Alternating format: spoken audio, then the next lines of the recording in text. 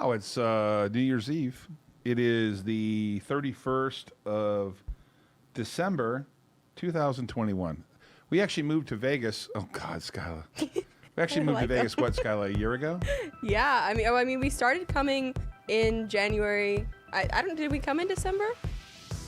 You guys went after. Can they hear the music while we're doing this? Oh, I love it. I love it. You guys were here for New Year's last year. We were here for New Year's last year. We went to Anthony's. Enzo and Asia. Yep. We got them to play Monopoly. Yep, I remember.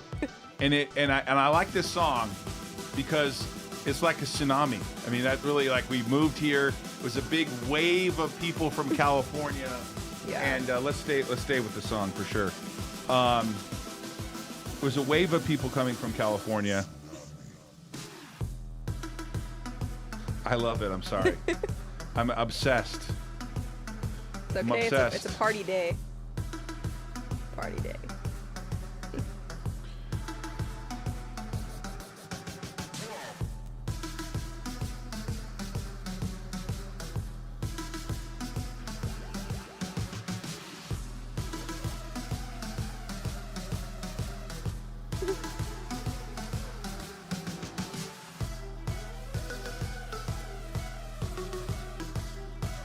Obsessed.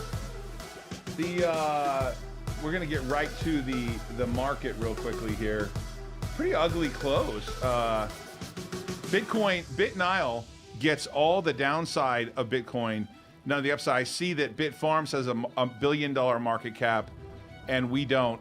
We have like 100 million with everything we own. Yet, you know, eventually that'll change. But today, what do you have here? You have I think, Riot hitting new fresh lows from this month, I believe. Pretty ugly. Pretty ugly, the Bitcoin. I think Bitcoin is 45,842. It's a good thing we underwrote our situation to much lower prices, which I'm not worried about. But we can move on from the music. We're going to cover a lot of topics today, including this, and let me show you something exciting. This is the ringing of the, well, I guess it's not the ringing of the bell, but it is New Year's in Dubai, one of my favorite places in the world. I just got to visit there this year when we signed the contract for the S19 XPs, the 140 terahash machines being delivered to BitNile in our Michigan location. Let me go live to my screen. Can you do that? 8765431. Watch this. This is the Burj Khalifa, which is code for big building. Just kidding. But don't you think they do things right there? Look at this. Now I can't express to you that the entire building lights up and has all kinds of incredible features on it. The people in Dubai, I think they call them Emiratians, members of the Emirate or citizens of the Emirate. They know how to do it right there. And we're going to do this tonight in Las Vegas. I believe 8 hotels are having fireworks tonight. Yeah, there's supposed to be a huge fireworks show tonight. We're going to do that tonight. So thank you for letting everyone see the Dubai experience. Dubai... Because it's already 2022 there, right? Yeah. People in Dubai know how to do it right. What's up, Brett? Jason's on. I'm just going to pin him. Oh, Jason, come on, man, please. Yeah, now, Jason is experiencing what we're experiencing today, which is I woke up today to learn that our office in Newport Beach may have COVID. I think most of the office here has COVID. I don't have COVID. I was tested negative. I'm writing a book, and the writer helping me, he tested positive for COVID. He was with me for 2.5 days. Yeah, you should probably get tested again I'm okay. in a couple days. Skyla is COVID queen. I think you had COVID pretty bad last year, went to the hospital a few times, right? But I have antibodies, so I won't get whatever. it again. You can say whatever you want about being unvaccinated. Well, but, I've been around people with COVID, and I didn't get it, so. Well, that's good. Well. Yeah. But I know that there was a COVID case where the guy got into a car accident, died in a car accident. Yeah. But they reported him dead from COVID because they tested him positive for COVID. So now COVID is the universal answer for all deaths, right, Jason? Yeah, motorcycle accidents. Yeah, it's just a mess. Jason, I'm not going to lie. Nile, which we'll comment on in a little while, closes kind of at the year lows. I mean, $1.15 low, year low, $7.99 high. At $7.99, it was a reasonably priced, according to some people, and at $1.21, it's overpriced. Hey, check this out though. So I'm looking around. I lost you. Did I lose you? No. Okay, sorry, buddy. Okay, so you and I were talking about this a little bit. So I was looking at Bitfarms, BITF. Yeah. They're actually a Canadian-based pure crypto play. Crypto play. Okay, they are a lot of the small caps and a lot of all the crypto names have sold off significantly. Not just Nile. If you look at ticker symbol any, we were talking about any throughout the year making swing trades from low to mid sixes to upwards of $8. Any now is in the low threes.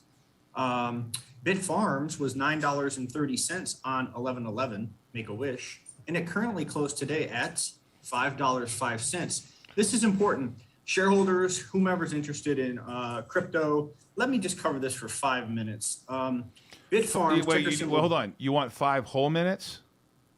I want 5 minutes. Okay. BITF, Bitfarms. They actually have a current market cap of $946.67 million. They actually did a $100 million credit, secured $100 million in credit today. Hey, I know another company that secured $52.2 million. We'll get into that.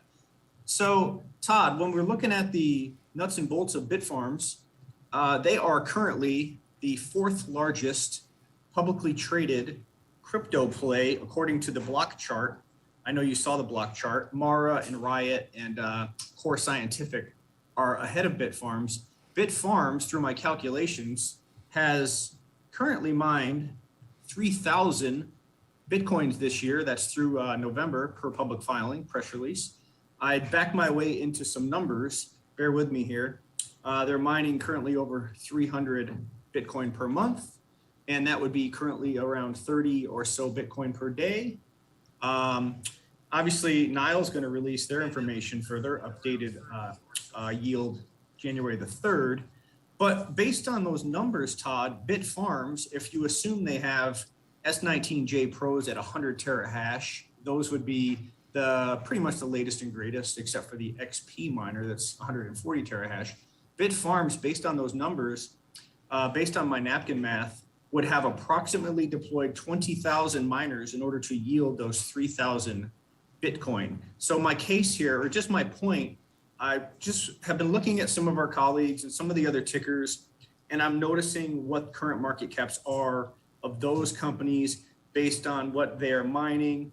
And then I'm just looking at other companies, such as Nile, and just looking at the market cap. And if you're just an investor and you start looking at these other tickers and you're looking for hidden value, if you will, or undervalued assets, you could look and find them. They're still out there.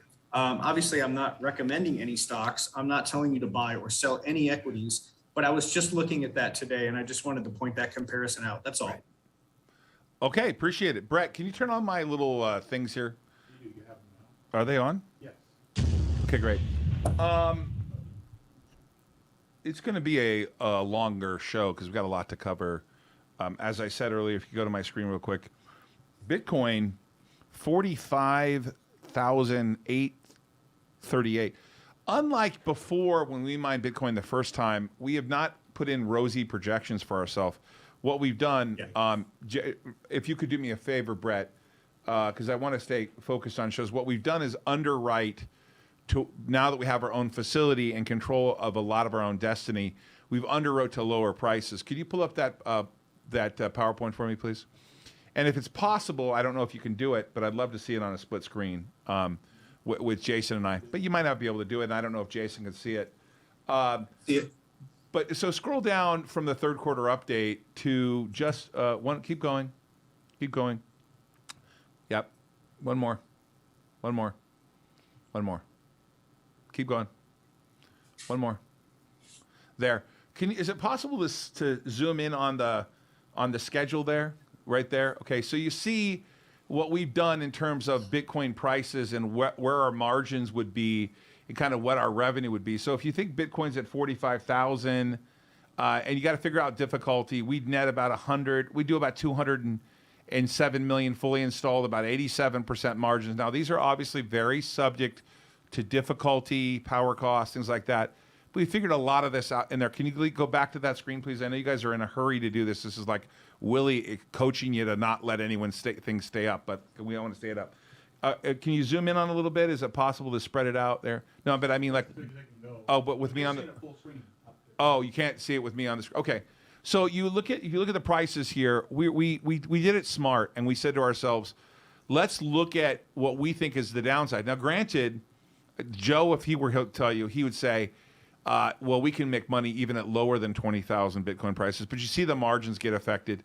I'm not worried about this. I think that there continues to be either people don't read the research reports or they just are very confused on this. We're going to cover Bitcoin later today when Crypto joins the show. He's actually spinning up miners as we speak. But one thing to remember, can you go back to the, go 2 screens up here, slide up on that for me, please. Right there. No, you were there. You're great. So here's the transformational steps that we've taken. This is basically the current structure of the company. Notice over there on the right, you see agree. You can go smaller. And so, because I want Jason on the screen with me. Can you do that? If you see Alt Alliance, you'll see right there, agree, Alt Global Real Estate Equities. That, of course, is where we own the hotels, where we bought the property in St. Petersburg, which you saw this morning. And that is a separate vehicle. Now, you're probably saying, well, wait a second then. What's inside Digital Power Lending? Because I think this is where people get confused. They see that the parent company borrowed money for its own deployment into, say, Alliance Cloud Services, or maybe its deployment into crypto and DeFi. We just part of the $15 million financing for Earnity. I think people truly are not understanding that just because we raise money didn't mean we don't have money. And I don't remember what we ended the quarter with, but I think it was something in the neighborhood of 90 million in cash and securities, plus level 2 and level 3 assets. Can we scroll back up one page? I'm going to try to show people. Continue one more. Right. So if you look at Digital Power Lending here, you'll see we own Alzheimer. That's a very big position. I think that with all of our warrants and rights, it's like 22 million shares. You'll see AdTech Pharma. We own about 40% of that fully exercised. When that goes public, you will own a percentage of that. MTIX, we own a huge percentage of MTIX. And then, apologize because I'm blind as a bat here. AdTech Pharma, what's the middle one there? AdTech Pharma, the last. Oh, and then, of course, we're investors in Alt Alpha. So Alliance Cloud Services, you see, has switched over to the other side. This was the corporate structure then. That's all switched now. But I think people, can we go off screen now, just have Jason and I? Because Jason, I want to try to explain this. Can you, MTX is not even trading. So what, David? So what, Dave? Does that mean it's not a company? Does that mean, you don't have to trade to be a business, my friend. And by the way, if you think that we're still putting money in MTIX, we're still believers there. I can't comment on it until it's fully reporting. But appreciate the comment, Dave. But what I wanted to cover with you, Jason, is that you were in banking. You worked at RBC and other banks. I'm having a tough time explaining to people that the lender has its own balance sheet. And if you took all the capital away from the lender, it wouldn't have any earnings power. So how do I explain to people, even bankers who call me and say, well, you have plenty of cash. I said, yes, but it's in the lender. Hello, we don't want to take the money out of the lender and just spend it all and then not have any lending capabilities or investment capabilities.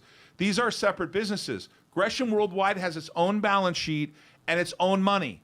Turn On Green has its own balance sheet, its own CFO, and its own money, right? I saw that Berkshire Hathaway, I'm not comparing myself to Berkshire Hathaway, but I saw that Berkshire Hathaway has a subsidiary with a strike going on, and Bernie Sanders is trying to get Warren Buffett to intervene. And Warren Buffett says, sorry, I don't handle the labor decisions of the subsidiaries. I don't handle them either. So I realize there's confusion here. We borrowed $52 million. Oh my God! Oh my God! How is he going to pay it back? There's a big offering coming. Well, you mean like a bond offering, or you mean preferred, where it's not convertible? If you notice, a vast majority of the transaction today was not equity, it was debt, because we don't want to issue stock down here. And obviously, they're convertible at $2.50, or where the price is 110% of that with a floor on March 31st. We don't want to issue stock down here. We're trying to avoid that. We also don't want to drain our subsidiaries of capital to then go spend it for another subsidiary. BitNile Inc., the miner, is a separate subsidiary of Digital Power Lending. It is a separate subsidiary of Gresham Worldwide. It is a separate subsidiary of the $69 million worth of hotels we just bought. It's a separate subsidiary of the $15 million worth of real estate in development down in St. Petersburg, Florida. It is a separate subsidiary of our holdings. We don't go to Alzheimer and say, send us money. I'm frustrated because I'm trying as hard as I can to explain to people that our balance sheet is expanding. Now, let me cover another issue here, okay? Because we're doing a year in review today. But I'm talking about hey, Willie, one of my favorite people who I thought was mad at me or something because I haven't spoke to him in days. No. Oh, I'm glad you're here. Actually, as you expand, we need to expand our workforce and our internal workforce. I have spent days interviewing some of the most fascinating candidates. So keep going with what you're doing. Brett told me you were working hard. But I want to cover something with everybody, and that is we are funding subsidiaries that we think have more value. Now, today was an open window for me, and I can honestly say it was a very small window because we disclosed everything that we had to. I was able to buy today. You'll see my Form 4s. I can't go into it.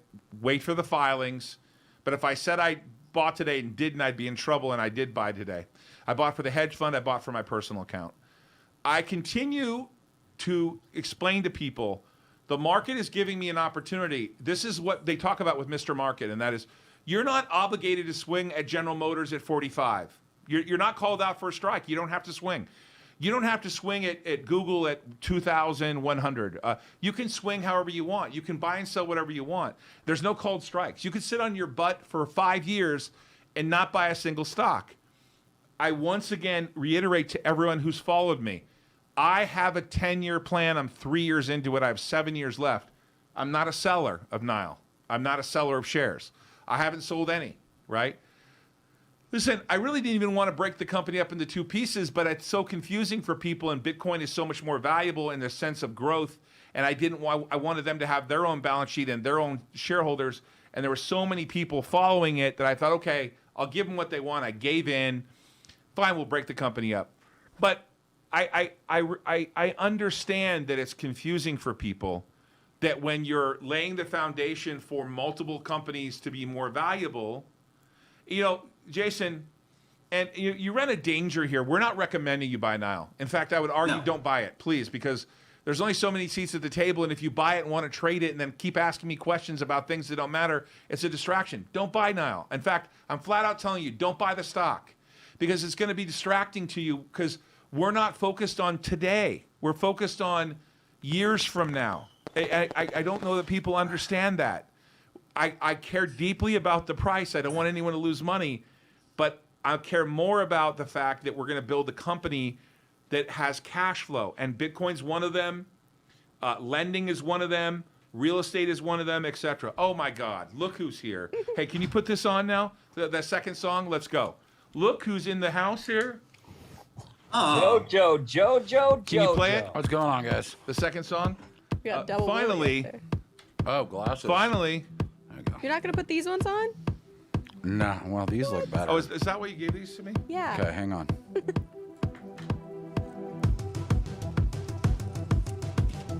Yeah. Oh my God. It looks like an Elton John concert. Oh yeah, I look like Elton John, don't I? It's like an Elton John concert there, He's man. fat like me. Hey, I like Elton. Elton John's fat I like love me. Elton John. Yeah. Joe, you're in the house now. You, me, and Tiesto. Oh, that's right. I was there at Tiesto last night. I didn't go to the concert, Oh, you suck. but Brittany did. Of course. Joe, those glasses on you look like you need a bulldog in a sidecar and a motorcycle. Wait till you come out here. Wait. This isn't the song. No, that's not Joe's song. It's the second song. Oh God. No, not this song. Turn this off. I'm good with this. You gotta remember we're on live TV and you can make mistakes on live TV. Hey, come on! Oh, this is a good one too. Thank God. Let's get down to business. See, now that Joe's here, we can get down to business. One more night. Joe, you were spinning up more miners today. I was spinning up more money. How many? A couple. The report comes out on the 3rd. People have to watch for that news. Oh, Joe foreshadowing of the report. Boom, Joe. Nice tease. Boy. What'd you say, Jason? Nice tease, Joe. Nice tease. Nice tease, buddy. Joe, what do you think about Bitcoin being at 46,000? Hey, okay, we can cut that now. Is it my prediction time or is it what do I No, think? no, I'm not worried about predictions. Oh, okay. I'm simply saying that, the last time when we had super crypto mining, we kind of had really optimist thoughts. It actually happened, but not in the order we wanted, and we got busted out, right? The price, But busting out now, we've underwritten because we have our own data center in a different way. I don't want you to get specific, but comment about the fact, what if Bitcoin went to 25,000? we wouldn't like it, but we could still mine. Right. Unlike when it went from 30,000 to 2? Well, 19,000 to 3, but yeah, I mean, same. That same crushed us principle. pretty hard, right? It would crush anyone, and I mean, look, that it would change because of the way we have it. A lot of these rent miners, and I mean that the guys who are out. You know why? This is why I don't like hosting, right? Yeah, well, we don't host. We own our own miners. They're in our own facility. We control our own destiny largely. Yeah. I mean, they get a theoretical. They're saying, theoretically I'm getting 2 cents power, and that's a bunch of bullshit. So, I mean, this is a family show. Oh, it's a family show. Okay, so boys and girls, they are stretching the truth. They are absolutely getting that power at 2 cents in those rent centers. Well, you and I have been in conversations with other major miners. I was there. I know you were there, Jason, in which they said to us, well, we'll pay you 3 cents, and then you can charge us 3 cents for helping us, right? What do you call that, Jason? It's called helping hands or white glove service. But you're not Jason. Jason, what do you call that? No, what Joe said is accurate. It's full service, white glove. It's basically you have a team that is paying another team to do everything that your team was supposed to do, but you're paying for it in a full service, scale. So that's what you're seeing a lot. Yeah, we've seen a lot of this stuff. The all-in cost is not what the reported utility cost is. That's what Joe's trying to say. Right. So I open up to the audience because I'm going to answer some questions. Joe's here right now. I want to answer some questions about why this seems so confusing for people. Why today's financing confused people? Because we didn't issue any equity. We issued people the right to pay for equity. So if they want to exercise their warrants at $250, they have to write us a check for a lot of money. Yeah, there's some black shoals in there, very small amount. But I don't quite understand the response today, except other than them saying, well, the cost of the financing was high. Okay, let me address that. I'm going to address it very carefully because, of course, I had lawyers telling me to shut my mouth today.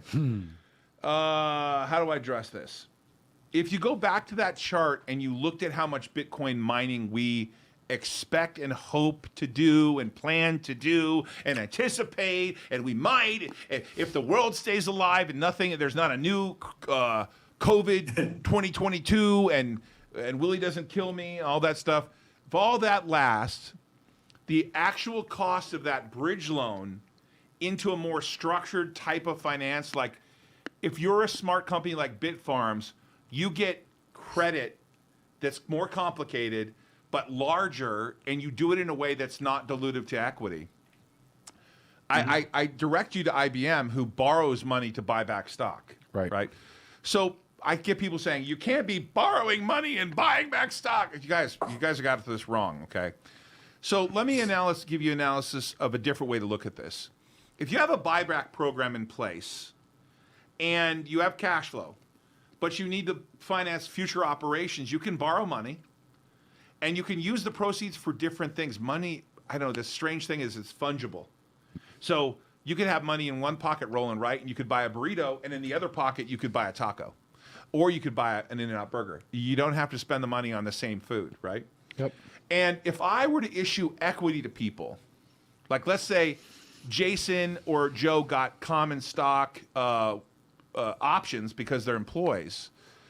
If you're Cisco or you're someone like that, we're not Cisco, of course. We're not that profitable. We don't make the kind of money they do yet. If you look at them, when they issue stock options to employees, they actually have a buyback program too because they want to offset the total shares. So as we start to mature as a company and you look at the total shares outstanding, it's smart to have a buyback program in place when you can legally do it. That's a caveat. I have to say to you, the laws are harsh about how you can do this. It's smart to have a financing program in place. And when we looked at our asset base, we said, okay, we know what the future holds. So we'll take some short-term pain by getting a less dilutive financing down here at this level with an anticipation that we could finance more strategically over a long period of time. Hence the word bridge loan. Bridge to an event. Now someone say, well, that's really expensive financing. Yes, because people don't want to lend you money for 90 days. They want to lend you money for years. They want to lock in a rate.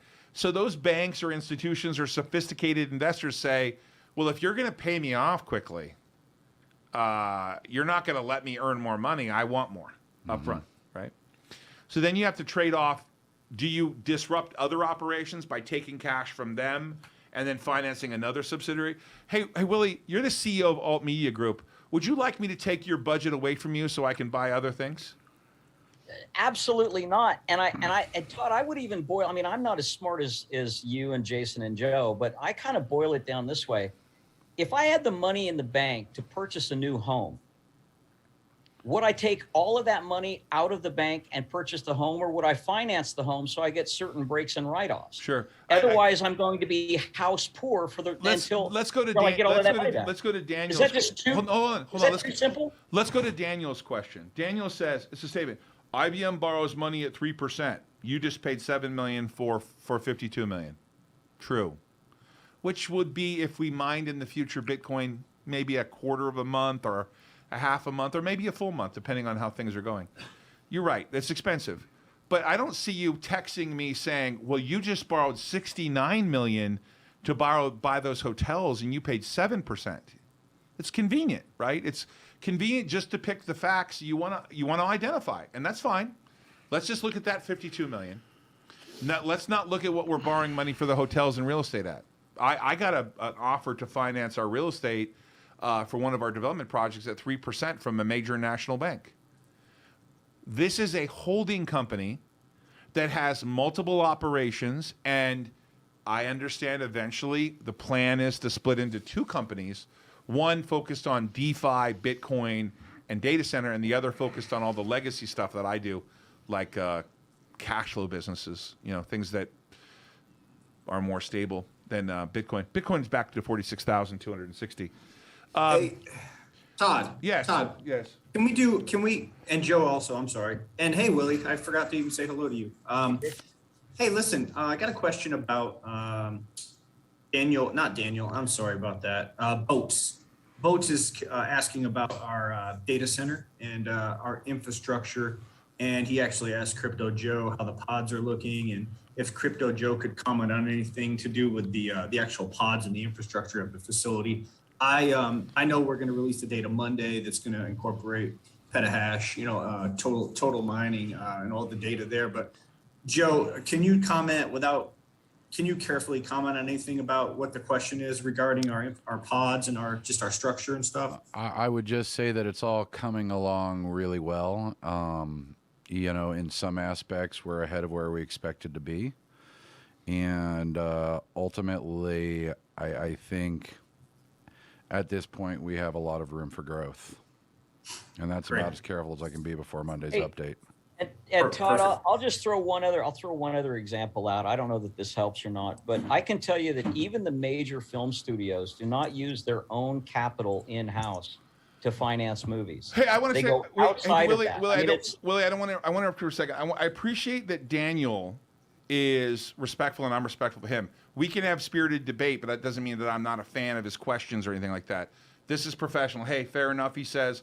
I'm okay with challenging questions, and I know I was a little smart off when I answered, but I really do mean it. I like challenging questions, and I appreciate it, Daniel. And let's continue the dialogue. Willie, you were saying about studios outsourcing their financing. Yeah, no, I mean, it's just for those that I think they look at that because they're trying to figure out where their assets are and where the company's assets are. Sure. And I think they're reading too much into the mechanism. It helps me at least. And as I said, I'm not as smart as you and Joe and Jason, but if I really dumb it down for myself, I can come up with lots and lots of other examples, real world examples, where people don't drain their own financial stability to go out and achieve something else. Sure. And that's essentially, I think if you boil it down to its simplest form, that's what we're doing, correct? Yep, that's what we're doing. Hey, Brett, is Chase ready to go? He's not on. Oh, Chase, we need you on. Okay, let's get him on here. That's a beautiful Please get view, on. Jay. What? Yeah. What?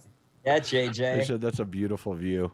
We got JJ. We Is got that from that view? JoJo. Must be from Cosmo though. That's a Cosmo view, because I've been on those wraparound suites. That's got to be a Cosmo view, right? Yeah, that is. My view is the lighting's not good. I mean, I could show you, but it's hard to see right now. Very true. WM McLean, it's right. I don't like the cost of that financing, but I did in my mind justify saying, okay, that short-term money helps us with some other structured finance we're doing in terms of preferreds and stuff like that. And so what I thought to myself was, okay, yeah, it's going to be expensive, but it's really, by September, it's really like a quarter of a month or half a month of Bitcoin. And you never know. There's no assurance we'll ever mine another Bitcoin again. Power could go out forever.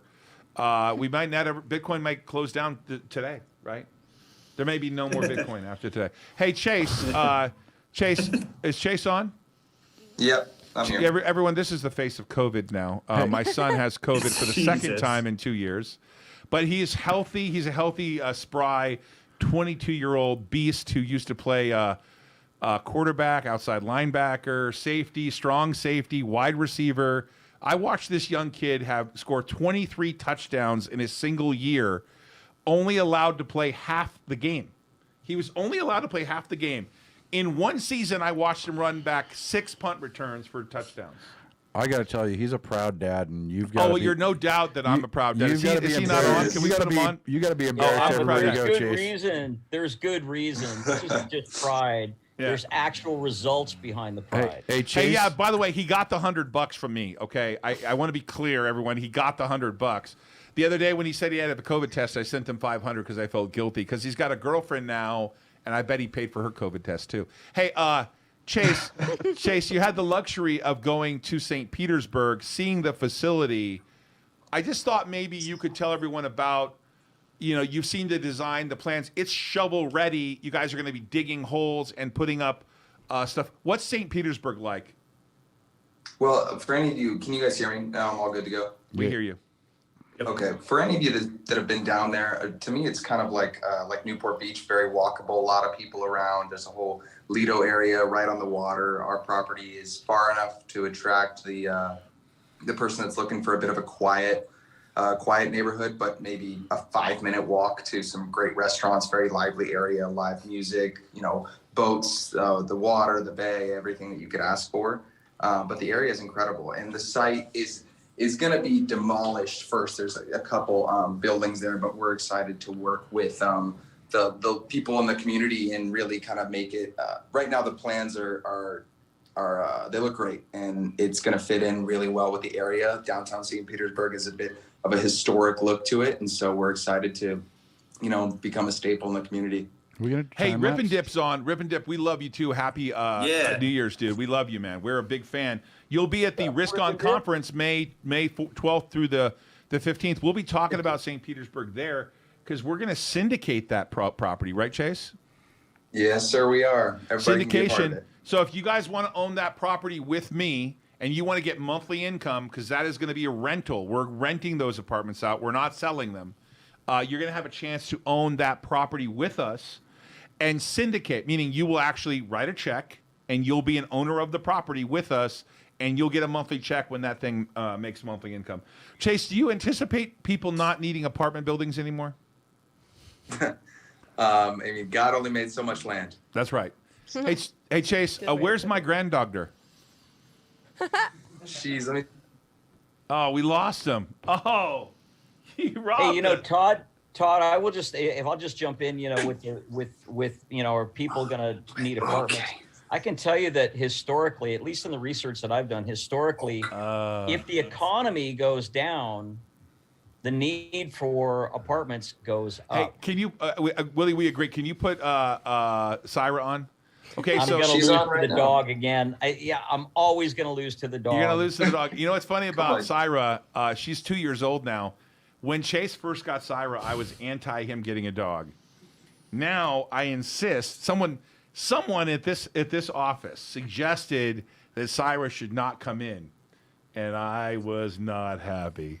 I feed Syra every morning. I give her. We didn't suggest. I will tell you that after the first incident, when some other employee brought a dog in here and it had an accident all over, you know what I'm talking about. I'm aware of that. Yeah. Yeah. Hey, Chase, listen, say hi to Zan for us. Appreciate it. I'm glad you're healthy and getting better. Enjoy seclusion or quarantine. You know, by the way, now you can just quarantine for 5 days. Rules have changed. I know. We're almost done. Right, Jason? And then You're I'm 5 heading days now, to, right? I'm heading Yeah. to go see the hotels as well. So, you know, it'll be fun. I'll see you in New York. I'll be in New York actually on the 7th to see Tribeca. Mm-hmm. That big mammoth hotel we're building back there that's almost done will be opening. Oh, wait a second. That'll be opening this year. In July, Yes. Yeah, tomorrow it'll be less than I think 7-8 months until Tribeca opens. That 200 million behemoth, one of the most expensive hotels by yeah. Over $2 million a room. Yeah, a little expensive Wow. there. But that is partially owned by Agree now. We moved those assets to our real estate fund, our real estate holding company. Chris Wu, of course, is enjoying the skiing of Whistler today, so we don't have him on the show. Hey, Chase, say hi to Wait. Chris Wu is up here near me, He is. and he didn't even bother to say hello on his way in. Chase, say hi to Zan. Happy New Year, buddy. Thank you for talking about St. Petersburg. Happy New Year's, guys. Take care. Happy See you New Year, later. Chase. Happy New Year, Chase. Get healthy. Where are we at? Hey, Where are we at Todd. now? Yeah. So a couple questions or a couple comments. It looks like people are, I guess, a little confused and a little bit frustrated because we're acquiring hard assets. We're acquiring real estate, and BitNile Inc. BitNile is supposed to be a pure play. Could you just comment on the timing of the Yeah, acquisitions? that's not what we said. That's- If you looked at the PowerPoints developed over the last 6 months and they were publicly filed, we said that we would own about 250 million in real estate, I believe, eventually, and various other assets. Those will separate. Alt Alliance, which is owned by BitNile Holdings, will eventually separate from BitNile Holdings. That's the plan. And Yep. you as a shareholder will own stock in both companies. And so what you know as Alt Alliance, which is kind of legacy defense business, some exciting stuff like EV. We're finally selling EV on Amazon and to regular companies around and companies around the country. You'll own both stocks eventually if the deal gets approved to separate. Got to get IRS approval, and I don't know what the shareholders have to do, but there's some approvals and legal stuff we got to do in 2022.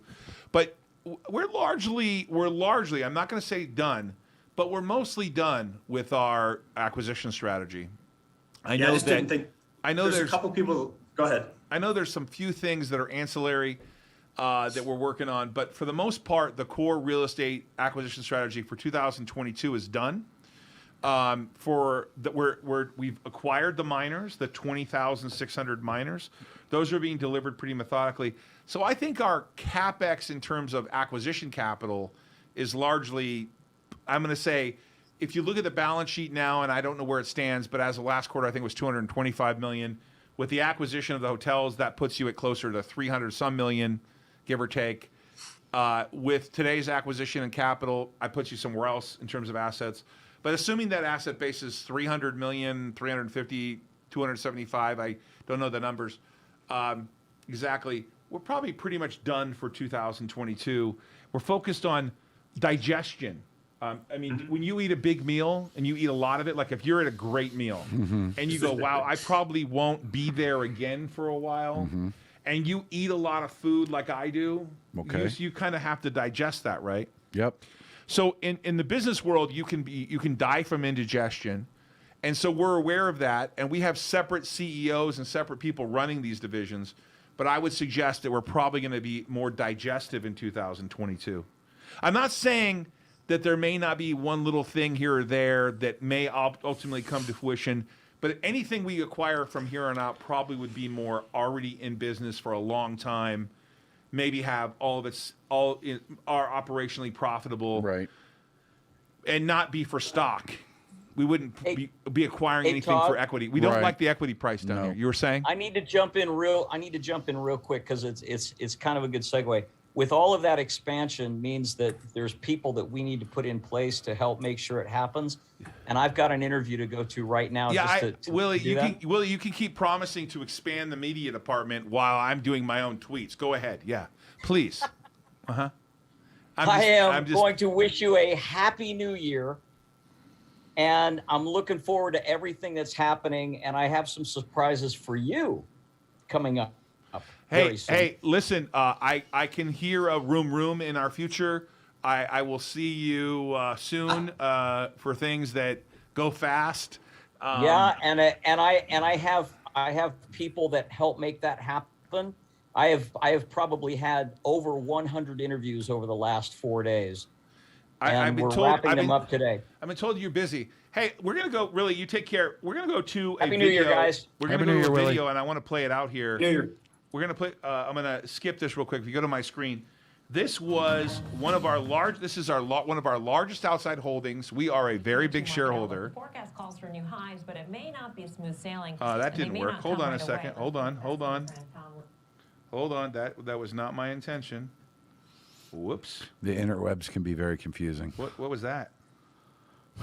Huh. Sorry about that, guys. This is a live broadcast. This is? No way. Yes, What? it's live. I wanted to play this. This was. Can you put the sound on, please? This was a great day. I think this was after our IPO on June 15th. We went to New York and we rang the bell. And this remains one of our largest holdings. We've not sold a share of this. In fact, we bought more. We bought more today, actually. Me. We're going to watch this video. This is a year in review. We bought the Empire State Building? I was told that couldn't be done. I was told that I couldn't get anything to treat Alzheimer's. I was told that I'd never get an application into the FDA. I've been told lots of things I could never do. I'm living proof that it's possible to bring something public, to start it from scratch. My friends helped me get it done. And all those people have been rewarded with hopefully creation of value to help people. And I decided to come back to Wall Street. I didn't want to come back without doing something that I thought would help humanity. Dave says he's seen this video. It's called a year in review, Dave. My mom was there, which was wonderful. A lot of friends, a lot of sponsors, a lot of people that believed in us. It was truly a magical weekend. The NASDAQ opening bell will begin shortly. Very clear. It's very near and dear to my heart. My grandparents died from Alzheimer's. My wife and I cared for my mother-in-law until she succumbed to it. My dad has it, unfortunately, could not be here with us today because Alzheimer's has robbed him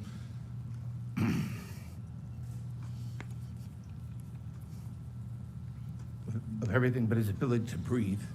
It's very disheartening that many people we're not going to be able to save my dad. However, I'm happy with the progress that Alzheimer's is making.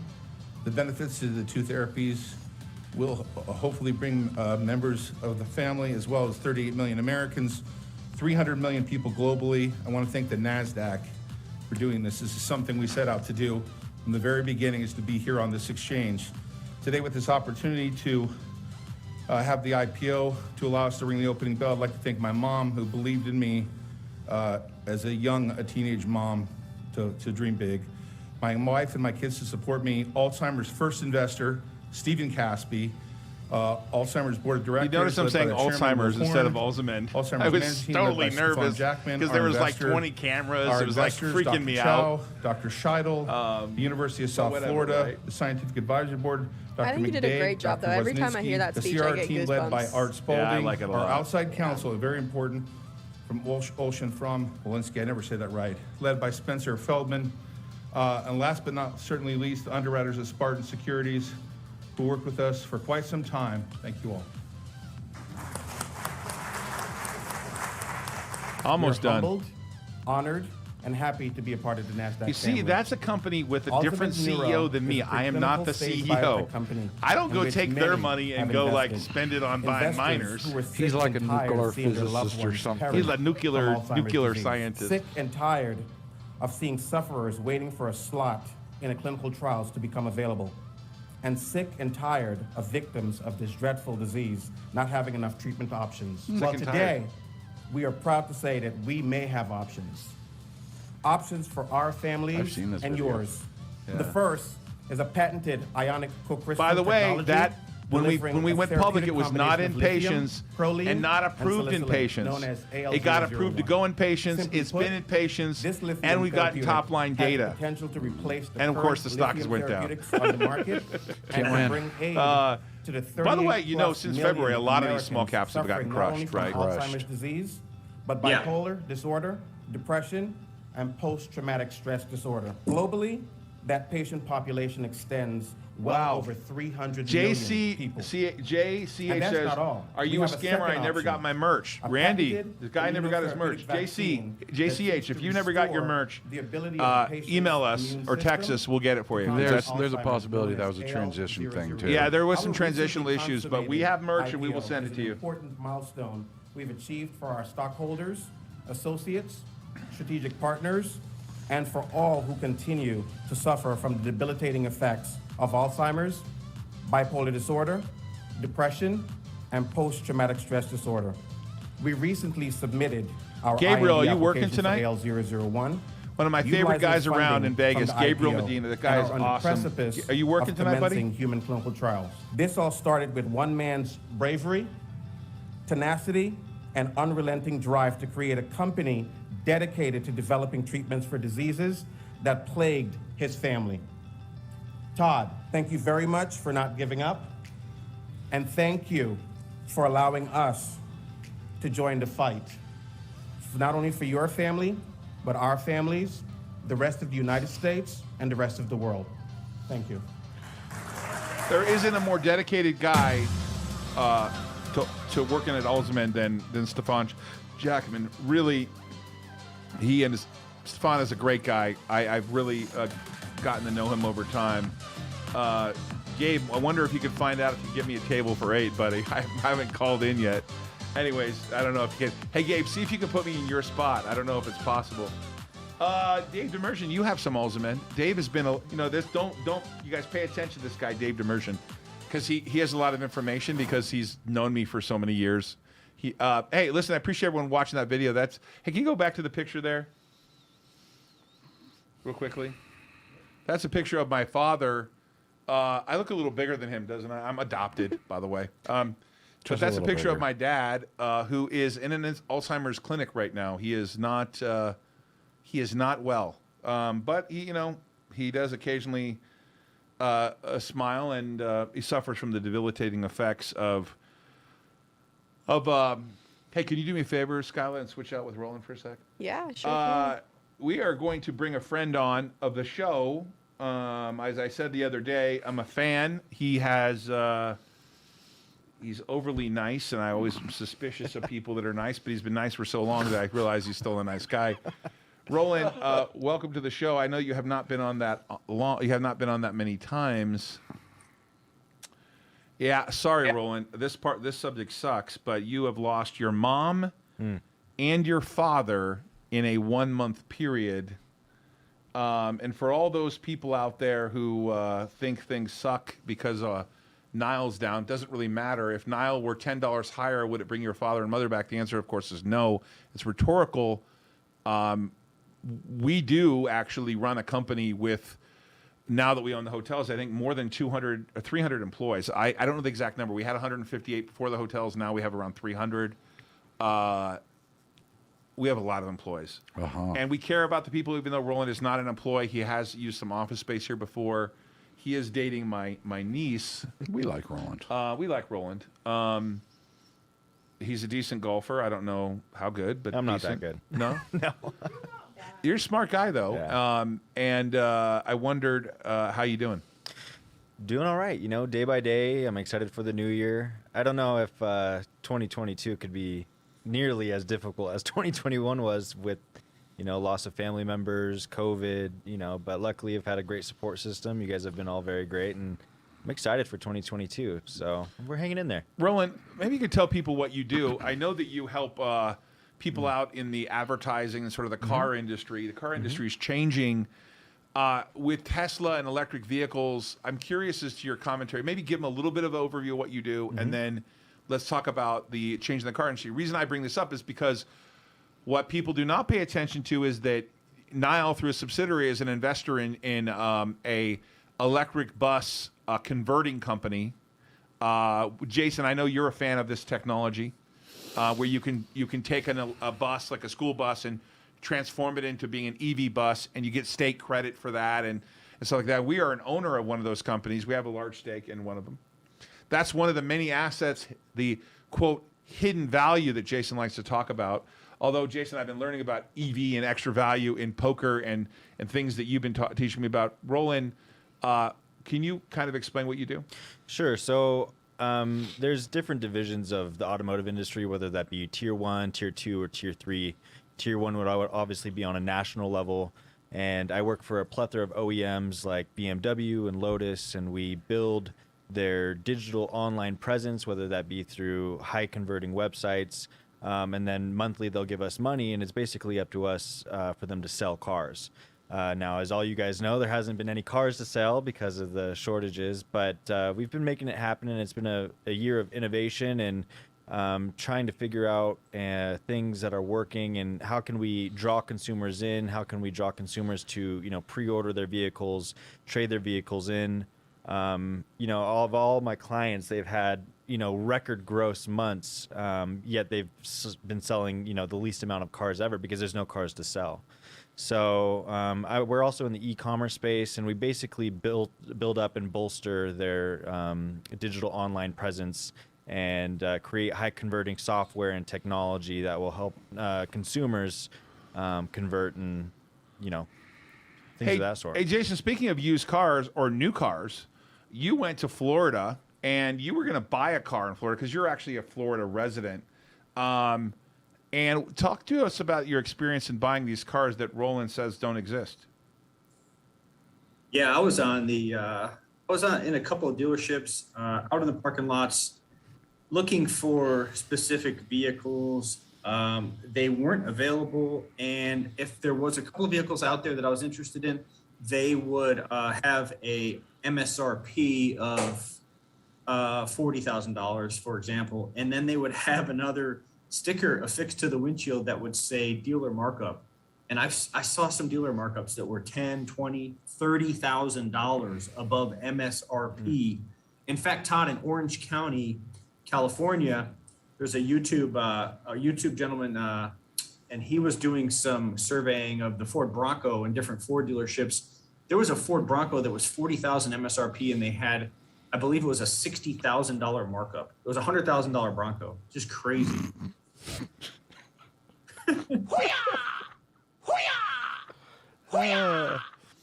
I have a S550 Mercedes, and I've driven it for 4 years. I love that car. I would probably never want to give it up. It's my favorite car I've ever owned. The used price of it is absurd. Yep. Yes. Yep. Yeah, if you see your cars, I mean, they've gone up in value at least 10, 15%. The world over the is course of the upside last down year. rolling because of this. Yeah. Hey, we're on episode 169. It's 2:01 on the left coast, but I'm not really on the left coast. I'm kind of in the middle because I'm at Nevada. Roland, you moved to Nevada for a girl. I did. Wow. Yeah, very special What do you think girl. of that stuff? Yeah. Now, it must have been really exciting relationship to move from California, where you live kind of in beach country, right? Yeah. I mean, you lived by the water. Your roommate had a boat. Multiple boats. You were. Yeah. I saw you on the water a lot, and you decided to. I'm going to move to Nevada when it was 190,000 degrees, right? Right. Well, you know, in all honesty, my plan was to get out of California, and I was going to either go to maybe Texas because I like the culture out there, or maybe Florida or somewhere on the East Coast. But obviously, with everything going on with my family, I wanted to be somewhere where I could see them and be there for them, but also taxes, right? And then also, you know, that was my plan before I met Skyla, and then when I met her, I was like, well, wherever she's going, I'm going. Wow. Yeah, I mean, that's pretty brave of you, because seriously, when Todd told me we were moving to Vegas, I know my wife's in an office and not watching the show, and I just said, we're moving to Vegas, you have no choice, and we moved. Yeah, it's funny about how we moved to Vegas. It's 1 year as of yesterday we moved to Vegas. Remember that? Yep, it is. Joe, so let's talk about us going to dinner, because this is a sheer, by the way, those of you who are bored, this is a year in review show, and Willie will cut all this up, so we got to do all this. So a year ago, more than a year ago, like about 4 or 5 months ago, for a year, so back a year and 3 months ago. It's called September of 2019 or 2020. I come to you and I take you to Morton's for dinner. You did. And you knew something's up then. I did. Right. And you said, I said, I'm moving to Vegas. I'm moving the whole company. And you're like, did you believe me? I want to hear you. Did you actually believe that I would leave Newport Beach on the water, a place I lived for 46 years in Southern California? Did you actually believe I would take everything and move to Nevada? I actually did at that point, because, I mean, everything in California was going a bit crazy. Yeah, for sure. Businesses were going to, you know, we had... just one example is, you want to come in our office, you better come armed, because there's like so many guns in this place. Like literally, the security guards have guns. We have guns. I know Jason will blow your head off. I mean, Jason literally, he's a walking arsenal. So I mean, you better send a SWAT team. I mean, I'm just kidding around. I'm joking. I'm joking. There are guns, but they're concealed. Well, and he wasn't joking that. I mean, our office is like the base of all Southern Highlands armed security. It's kind of crazy. I'm not worried about me. It's the security guards. They walk around with like 2 guns, like like this is the OK Corral. Jason, you don't live here, but you live here. There's a bet that you're moving back to Florida. I think, honestly, I'm not joking around. Jason and I are friends, and Jason's wife and I are friends, and my wife and I are friends with Jason, the both of them, and we like to hang out. And there's a little rumor out there that they're only hanging out because they want to hang out with us, but they're probably going to move back to Florida. Jason, what was the desire for you to come to Vegas? Because I know you honeymooned here 20-something years ago. Was it just to play poker? Yeah, I just wanted to always live in Vegas on the Strip. I don't want to live in the suburban area, but on the Strip, just because I play poker so much. So yeah, that was my intention, to come out here and just walk across the Harmon Street Bridge, go to Bellagio, Aria, play poker, cash games, make my baseball bets and stuff like that, and just live the life of a professional gambler in Vegas. And but since we met in 2017, I've been trying to do stuff in the crypto space, and now it looks like we are full steam ahead, and I'm very excited. And I haven't been playing poker so much, but we did get to play one tournament this year, and you got to play it as well. Dude, you cashing on that tournament, I got to tell you, I'm awesome. Not going to lie to you, dude. That was one of the top 25 moments of my playing career. I really had a great, I don't know how to explain it, but I had so much fun. And only regret I made is that I had pocket jacks and I didn't bust you out. I should have busted you out. I didn't want to bet against Jason, and he and another guy were going betting more, and I went out. But I did bust out a former professional player. You knew that guy. I busted him out. And at that point I was done. It didn't matter if I cashed. I busted out like a well-known professional player. But Jason had a chance to win the tournament. Yep. Jason, you won what, 50 grand or something, 40 grand? What'd you win there? No, a little, 22,500. Oh, wait, the first prize was 50 grand. No, first place was 100,000. 109,000. You're right. 109,000. Right. It's a weird step down on those though. Yeah. But Jason really killed people. dude, he was crushing it, and it was really fun. And then I came and watched him, and then we had like some drinks. It was really great. The Golden Nugget, the what's his name? The guy who runs Tillman Fertitta. Wow, he's made the Golden Nugget like a legacy again. It was it's really impressive. It's beautiful. Yeah, well, it's like a. This isn't meant to sound like this, but if you thought of like the Golden Nugget as sort of like trailer, a little trailer, that's not the right word. But I'm thinking like not lower class, but just like really a common place to go that's not really fancy dancy. Fancy like Applebee's? Yeah, like Applebee's. He made Applebee's seem like really cool, and but there's great food in there. And oh, dude, there's and so it's above Applebee's in terms of the hotel, but the actual environment is like the common person can go have a good time there. And they're not all snooty like they are at Bellagio. When I play with Jason at Bellagio, it's like they'll bring us like 24-hour menus, and Jason's getting massages from women all night long, and it's like, and the cards are prettier, the chips are prettier, the tables are prettier. Oh, I'm at the Bellagio. The drinks are $30 each, and all. And the Golden Nugget is kind of cool. It is. I tell everybody to stay away from the Strip. I tell them go down to downtown Fremont. I mean, back in the day, it used to be kind of Circus beautiful. I do want to remind everyone that Jason will be hosting a poker tournament when we're here for the Risk On conference. It's going to be a one-day kind of like a couple-hour thing, and you're going to have to register to be in it, and I'm going to provide you the winnings. So like I'm going to give you the tiers. I'm registering. If you buy a ticket to come to Risk On, you're automatically going to be in that tournament. I don't exactly know how it works because there's a bunch of rules here in Vegas. Oh, there are a lot of rules. And I know Cliff right now would be going, "Oh my God, shut up, dude! Don't say anything." But we're going to figure it out. I promise all you Nevada Gaming Commission people who are up my ass all the time about stuff. Well, they're really up Jason's ass, but not my ass because they're up. Jason gets kicked out of casinos because he kills them. But I promise you, we'll follow all the rules. Jesus Christ. You do, dude. Jason got kicked out of the M. Like they literally said, "Stop coming here. You cannot play blackjack because you kill us." One night we were played for a half an hour, and all three of us, Jason was next to us, all three of us killed him, and the common denominator was Jason. Who? Why is everyone? It's not illegal to count cards, and I didn't say he counted cards. All I know is that they don't like Jason playing. That one was weird, though. I mean, when they backed him off after just a very, very short time of play, it was weird. Jason, you got to smile. Don't get mad about this. He's not happy. He's an advantaged player. Nobody from the M's watching. Nobody cares. I mean, yeah, just Gabriel. That's okay. Yeah, but Gabriel works at the restaurant.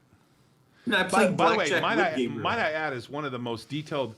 Gabriel, if he should start his own restaurant. I know that's a big step from being a server, but he is a professional. It's really fun to go get service from Gabriel. He takes care. Great steak. I mean, I got to be honest with you guys. The place there in the M, one of the best steakhouses I've ever been to. It is. Yeah. Really crazy. Their buffalo is wonderful. It's like a buffalo medallion thing going on. Roland, did you ever have that with me? Never had the medallions, but I've been there. It's phenomenal. Yeah, it's really good for sure. All right, Roland. I'm excited to see that you are, in a good mood. Listen, I mean, I don't know what to say when someone loses their mother and father in a 30-day period, other than what comes to mind is what doesn't kill you makes you stronger. I assume you'll live as long as you can for your son or daughter when they're born. It just sucks. And I don't know how to say it any worse than that. It just sucks. It sucks. It sucks. But you have a good attitude. I'm sure. I saw some great pictures of your father. Boy, do you guys look alike. You should see my younger brother. Oh, my God. It's uncanny. I was looking at him going, what freaked me out about it is for a second I thought it was you. I'm like, what the hell kind of pictures is this? And I was like, who's the little kid? Then I realized it was your father. Yeah. I was like, it really did freak me out for a second. Well, your mom's beautiful. Yeah. Wow. Yeah. I can see why you like blondes. I like blondes too. So, anyways, although I like Andrea too, and she's not a blonde. Well, I just got to be fair. I like what I like, right, Jason? Jason always reminds me, you can like my wife from a distance, but I have a gun. Yeah. Yeah. I don't think Andrea's a fan of me though. She's like, I think she is. Get away from me, fat boy. No, you can sit, grab a seat. Actually, it would be great if you could pull in Gary. So, guys, we're coming up on 2:15. We're gonna cover a few things about crypto mining, Joe. So, turning the page to crypto and trying to understand, we're at 46,457. You thought it would be 70,000. It got to 69,000. That was close. Yeah. Pretty big range, Jason, from 69,000 back to 46,000. Call it 500 for argument's sake. But what do you guys think? Why there's such volatility in this cycle? Is it just the long-term adoption? Is it because there's whales trading it? I think when it got to 69, a lot of people pulled back out of it. I mean, it was a good place for a lot of them to get out, right? I mean, right. But when you do that, people start paying, especially in crypto. It's weird. If you look at the cycles of all these coins, and I'm not sure anyone could show a chart any different, as soon as there starts to be a big sell-off, it's a race to the bottom. And then it corrects itself because all the guys who wanted to get in, the big guys that's got actual money, when it hits a valley, they buy, right? Because they've got the money. Hey, Jason, Michael Saylor at MicroStrategies continues to pile in. Oh, yeah. He just bought more. This guy is, does he know something we don't know? I mean, he is, he's borrowing money and buying more and borrowing money and buying more. What do you think? Oh, but I see a lot of whales pulling coins off exchanges and putting them in cold storage, which is going to create less of a selling pressure, in my opinion, on the exchanges into 2022. Just my opinion. But what do you think about what Michael Saylor's doing in the terms of the sheer size? Saylor's the Peter Schiff of Bitcoin. Saylor is going to be buried in Bitcoin. I mean, the guy is so good for the sector. He's always available. He's always debating people. He likes to do a lot of shows for some of the smaller guys. He reminds me of the First Majestic Silver CEO. He's just a big proponent of spreading the information and helping people understand Bitcoin, helping people understand the crypto sector.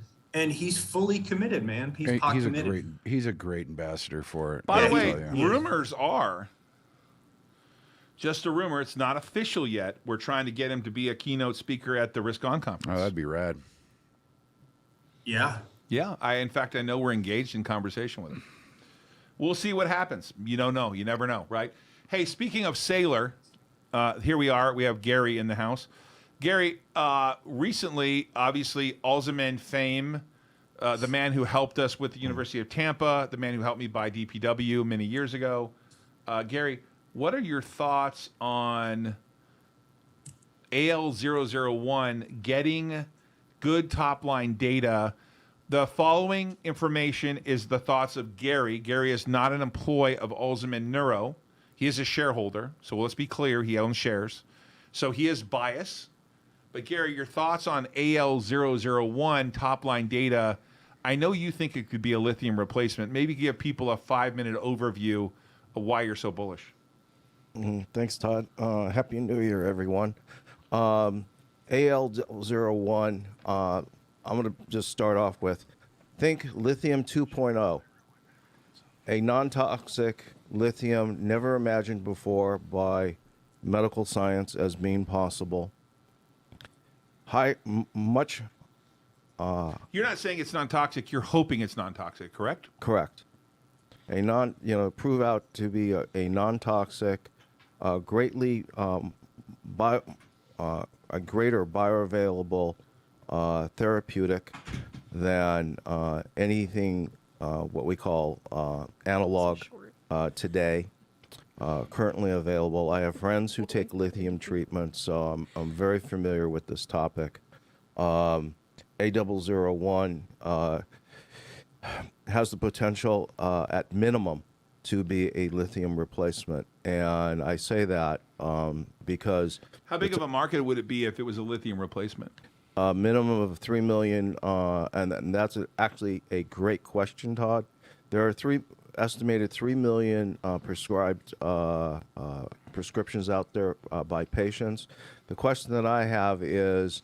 Nile, through a subsidiary, owns 22 million shares, but you got to include all the options and warrants and stuff like that. So every $10 on Alzheimer up, I believe, is $220 million if it Correct. were to be successful and the stock were to go higher.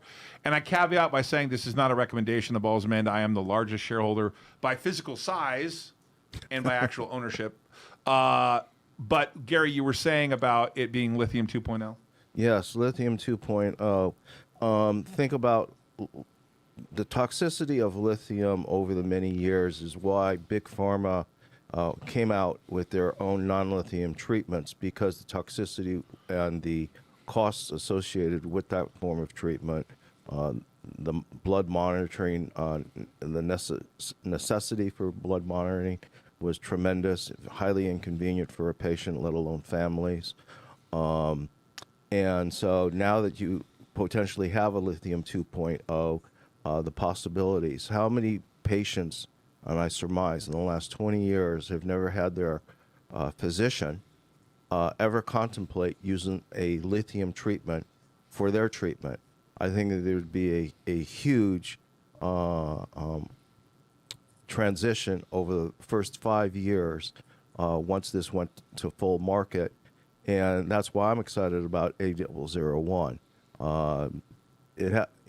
As it goes through clinical trials and more and better information comes through, and if it's proven out to what we hope it to be, or even half of what we hope it to be, the marketplace opens up not to 3 million, but as Stefan Jackman, the CEO of Alzheimer, has mentioned, a potential marketplace of over 40 million patients just in this country. What I was thrilled about to see was the toxicity was, it looked like it had a smaller dose, about half the dosage, but just as effective and may not require a blood test.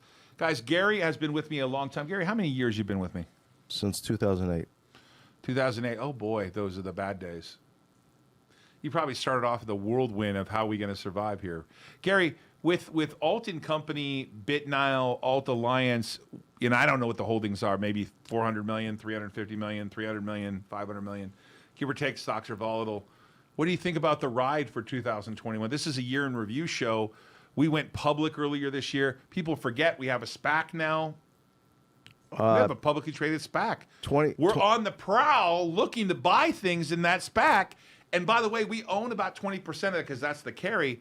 So BitNile / Ault Alliance would earn extra money if we put something good in that SPAC. Jason, are you going to help us look for something in that SPAC?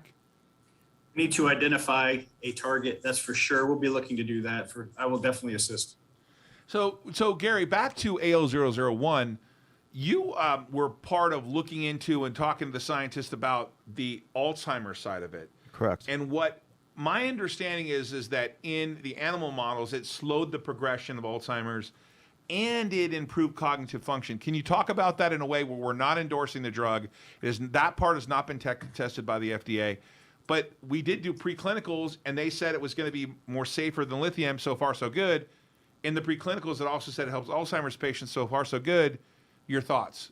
My thoughts is there are a number of tests done in preclinical with different animal models, and they all tend to deliver the same kind of results regardless of the model that was involved, whether it's mice, rats, rodents, and that is a positive thing. These are animal models that are targeted for Alzheimer's research, but moreover. But this next phase 2 will have Alzheimer's patients in it, correct? That's correct. Right. So the next time we get data, it will be not only about the drug for lithium, but it'll also be about what's going on with Alzheimer's, right? Yeah, the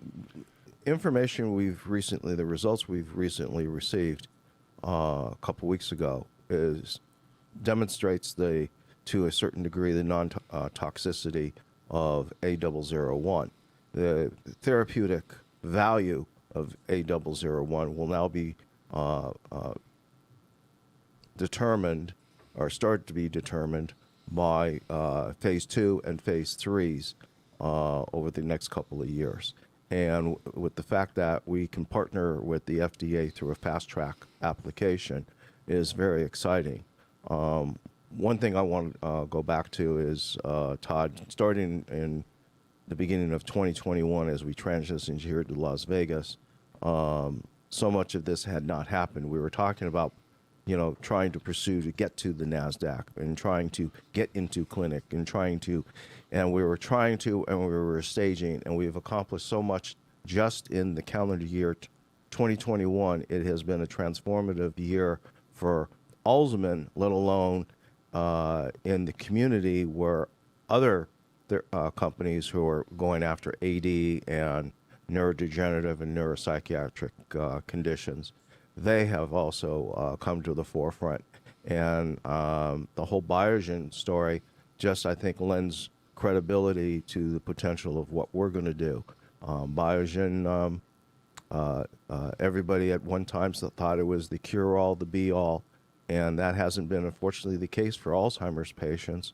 But we kind of, suspected that. At least I suspected that. I know Mr. Jackman said we suspected that, which is unfortunate. And we look forward to Alzheimer moving forward its two therapeutics and delivering, hopefully, what will be true benefit to patients who suffer and their families. Hey, Gary, we appreciate that. We'll talk about AL002 another time. Keep in mind, guys, AL001 is going to file for other indications. They've told us this. Bipolar, PTSD. Hey, Gary, real quickly on the PTSD bipolar side, obviously the VA a big deal here. Just you got 30 seconds here. What's your comments on the opportunity for neurodegenerative psychiatric issues with lithium? The VA would be, in your opinion, in my opinion, the VA would be institutionally the largest customer for Alzheimer, because with A001, who in this country has the largest populations of the 4 indications, as Todd indicated? The VA. 1 million patients of Alzheimer's, short of 1 million for PTSD. And the same is for depression and bipolar. The VA demonstrably is a great target in the near future for Alzheimer to contemplate in becoming a clinical trial partner. Gary, appreciate it. Thanks a lot. Happy New Year. Jason, we're going to wrap the show up with you and I, buddy. Skyla's going to tell her joke first, and then we're going to talk about some of the trades. We're going to review some of the trades we did earlier this year. Look at those names. Skyla, let's get that joke out of you. All right, I actually have 2. Uh-oh. So, 1, why should you put your new calendar in the freezer? Why should you put your new calendar in the freezer? So you can start your new year off in a cool way. Okay, there you go. There you go. I got that. And the second one, what's a New Year's resolution? Something that goes in one year and out the other. Nice. Those are dad jokes. Yep. We only tell clean dad jokes here. That's money. That's a Bitcoin for you there.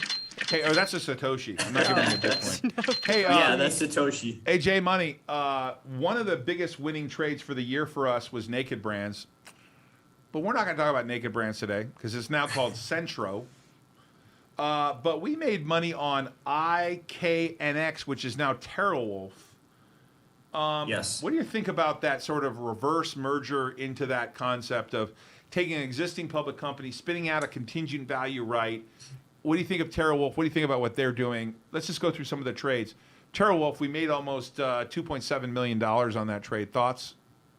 Yeah, that was a very, very good trade. TeraWulf, actually, 13, you identified that. 13D, you identified right. that. 13D yeah, you file. identified that very, very early. You were ahead of the game. And you know what else we made money on, Jason? If you remember, I pulled it up on my screen. If you could pull it up real quick, Jason. The stock is $5.45. Do you remember this stock? Oh, I remember. Oh my God. Wait, the stock is $5.45 now? Yeah, the stock is $5.45 now. Can we leave it up on the screen, please? What? I mean, Naked's $5.45 now, No, right? the stock is $5.45 now. It's POWW. Oh, pow. Yeah. Jason, wow. that was an identified trade earlier in the year. We had a lot of money in that. I mean, we really, I think at one point owned like 1 million something shares. Yep. Preferred. Yeah, the preferred did great. So the stock looked like it had a high of, what's the high and the low for the year? 1037, low 321, stock's 545. We sold it in the 7 and some change range. We made about, I think we made about $600,000. But What are your thoughts on this trade, and how did it come up in your mind? I'm trying to give people sort of a thought of the year as to what you were thinking at the time and why you liked POW. I was more of a geopolitical trade, if I'm being honest. Fear of regulation with ammo. There's a shortage of copper, increasing copper prices. There was a lot of shortages because of the change in administrations, and we just identified it as a value play. And then their expansion and growth into Wisconsin, building a new facility in the United States. And they had some good leadership that have been in the guns and ammo sector for some time. So yeah, that's basically how we identified it. A lot of stocks come up on my screen. Let me bring them to you and just tell me your thoughts here. BCTX, we sold. That was a big win. SSY, another big win. KTT. SSY, yeah, SSY. One second. SSY was identified as a low flow 13D filing. We ended up, yeah. It was undervalued. Let me go through a couple others. SSY, KTTA, that was lucky. We got out of that one with a $800,000 profit. KTTAW, the warrants, another $400,000. Wow. MRAI 375, MDRR about 250 grand. Square Foot, Lithium, the IPO of Lithium. That Lithium IPO was huge for us. LITM. Borks, POWWP, the preferred, the diamonds, Mosey, PETV, TRCH. That was one of the you torture. Oh wow, dude, that was a torture. Triple Qs, LMFA, Tesla, Gray Scale, Clean Spark, FCX, one of your favorite, Fremont, for a Freeport McMoran. Yep. Netflix, we were short that stock. Peloton, short that stock. We made money there. Riot, we made money in Palantir, WLMS, MLLLF, YVR, GRTX, GE, Facebook, METX, JAN. These are bringing back some memories. Mara, we made money in Mara. Neuro, Microsoft, WM Beverage, AUMN. That was your deal. Gold. Wow. AUMN, yeah, for sure. Wolf, WOOL. Coinbase, you had me in that thing.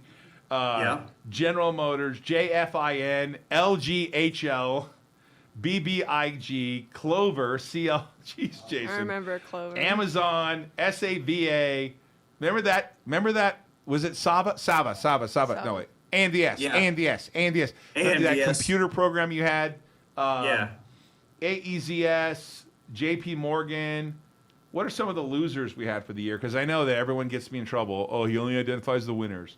We're down in VRPX. We're down in BIVI. We're down in AG. Thank you, Jason, for that AG trade.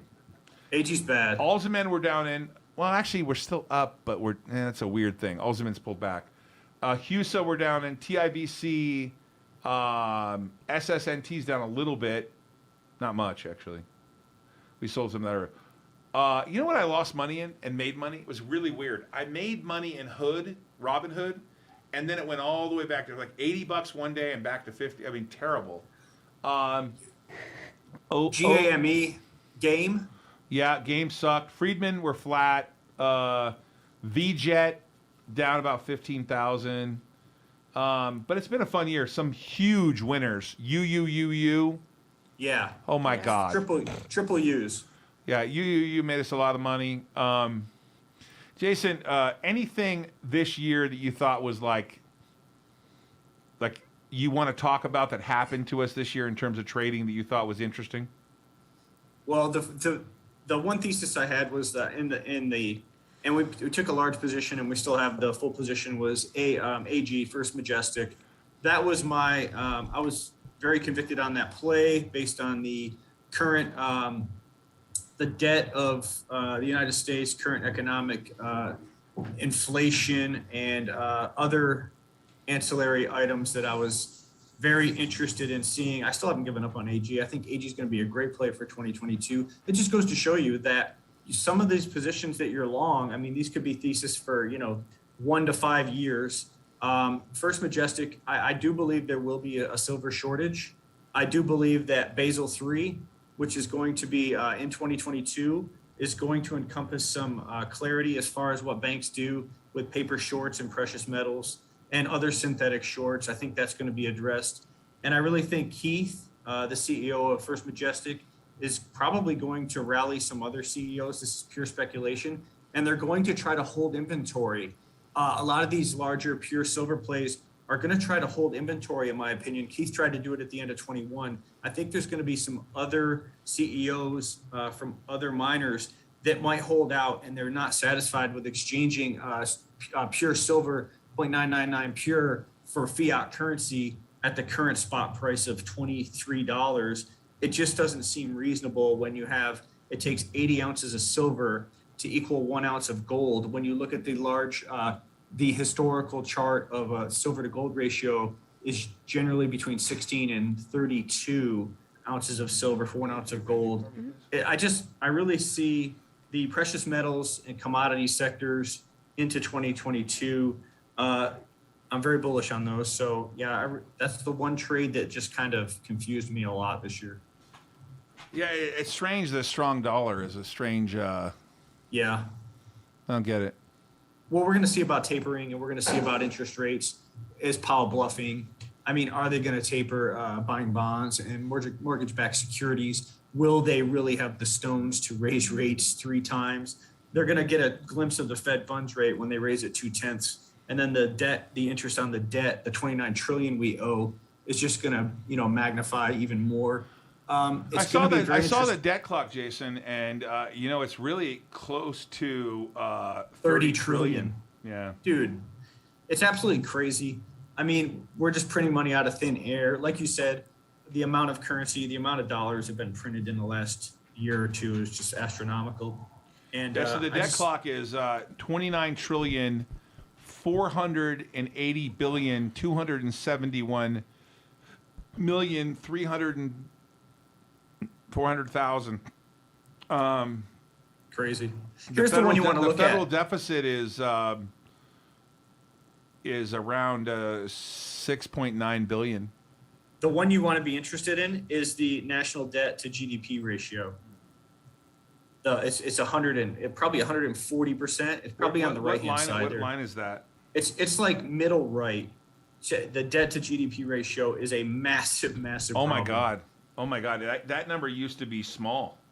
That's a huge problem. 142%. If you want to focus on something, look at that historically. I can see that right here on the screen. I've got my arrow pointing to it. Yeah. 142%. Wow. That's a major problem. It's a big number. So. What do you say? Roland is saying it used to be in the 50s. Yeah. It's a huge problem.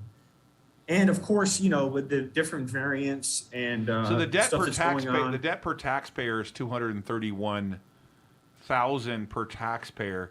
The debt per citizen is 88,478. You heard Elon Musk earlier. I saw him talk about I wouldn't give subsidies for EV anymore.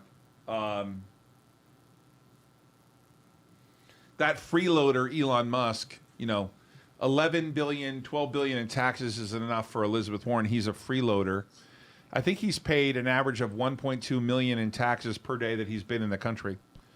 He's the single biggest paying taxpayer as an individual citizen in the history of mankind. Speaking of mankind, now take that off your face. Really? What does it matter? Why do you need that? Can you hear me? You can hear me, right? Who is that? It's the Max Unabomber. He's going to axe murder us. That's what an axe murderer wears, Randy. God, are you smiling under there? Because I'm joking. Hello? I'm fine. What's up?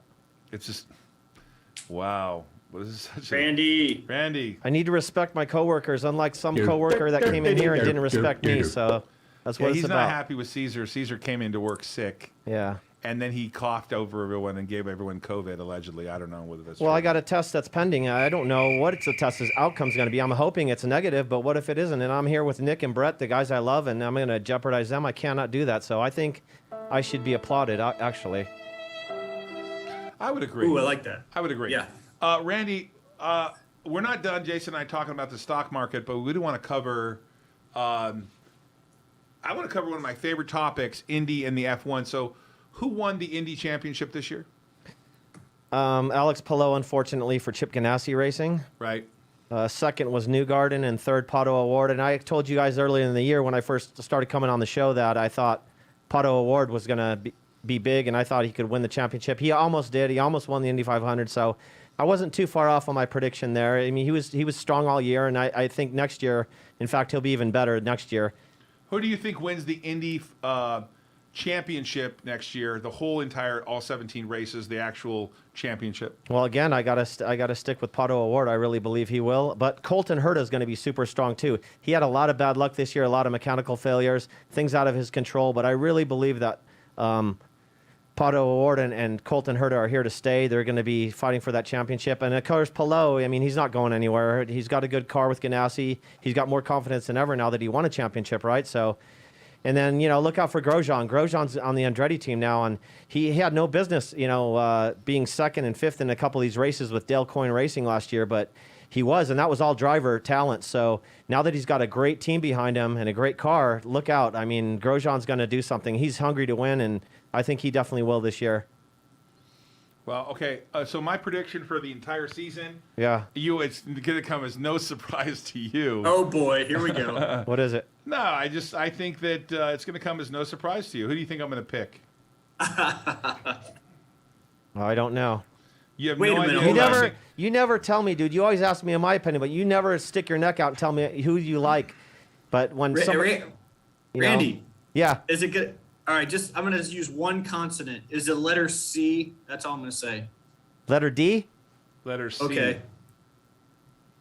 He's asking, who do you think wins? Yep. Who do you think who do you think does well at the Indy Series this year? Dude, spit it out.